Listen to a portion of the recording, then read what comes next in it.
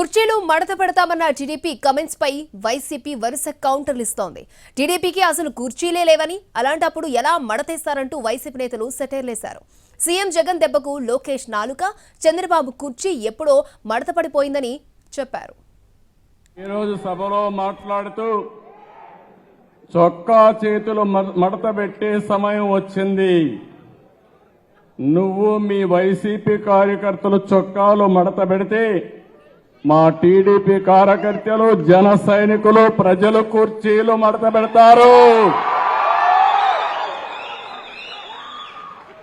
అందరూ కుర్చీలు మడత పెడితే ఏమవుతుందో తెలుసా? జగన్ రెడ్డి నీ కుర్చీ లేకుండా పోతుంది.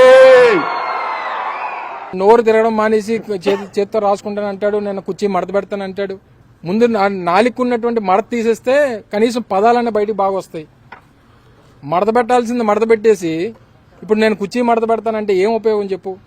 జగన్మోహన్ రెడ్డి గారి దెబ్బకి నీ నాలుగు మడత పడిపోయింది. కుర్చీ ఉంటే కదా మడత పెట్టేది. దానికి మాకైతే చొక్కాలు ఉన్నాయి, అందుకని మడత పెట్టుకుంటున్నాం. వాళ్ళ కుర్చీ లేకుండా ఇంకేం మడత పెడతాడు ఆయన?